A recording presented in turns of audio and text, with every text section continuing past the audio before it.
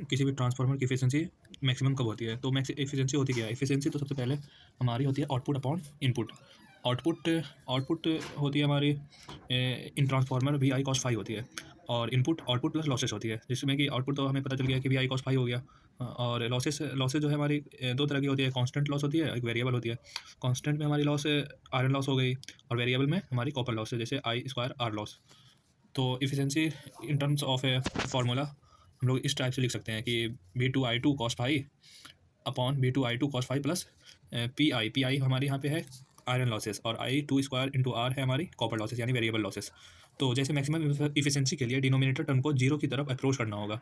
अगर हमारी जैसे कि इफिशिएंसी कोई है, तो अगर हमें मैक्सिमम लानी हो तो हमारी डिनोमिनेटर टर्म यानी कि नीचे वाला टर्म जीरो अप्रोच करेगी, तभी हमारी कोई भी तभी हमारा रिजल्ट मैक्सिमम होगा। यानी कि इसमें हमारा इफिशिएंसी क्या हो रहा है, अगर जीरो की तरफ अप्रोच करेगी तो मैक्सिमम होगी। तो हम लोग इसमें क्या करते हैं, डिनोमिनेटर टर्म को जीरो से इक्वेट करके डिफ्रेंशिएट कर देंगे। और डिफ्रेंशिएट करने से पहले हमें हम लोग न्यूमरेटर टर्म और डिनोमिनेटर टर्म को आई टू से डिवाइड दे देंगे। तो डिवाइड से इसमें चेंज नहीं होगा, लेकिन इसका रूप चेंज हो जाएगा, यानी कि टाइप चेंज हो जाएगा। ये हमारा कुछ इस टाइप से आएगा, efficiency equal to V two cos phi plus P I upon I two plus I two into R. फिर हम लोग इसे डिफरेंशिएट करेंगे डिनोमिनेटर टर्म को, तो डिफरेंशिएट कर रहे हैं आई टू के टर्म में, यानी कि हमारे यहाँ पे वी टू कॉस फाई क्या है, वी टू कॉस फाई हमारा कांस्टेंट है, तो इसलिए जीरो हो गया।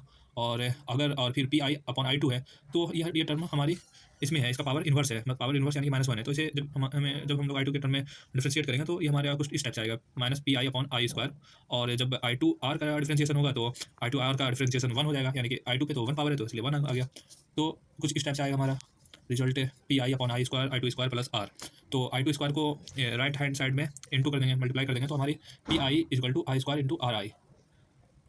तो P I equal to I square R आया। तो ये पी आई क्या है, हमारा आयरन लॉस है, और I two square into R क्या है, कॉपर लॉस, यानी कि constant loss equal to variable loss. यानी कि ट्रांसफार्मर के मैक्सिमम इफिशिएंसी के लिए कॉपर लॉस और आयरन लॉस इक्वल होनी जरूरी है।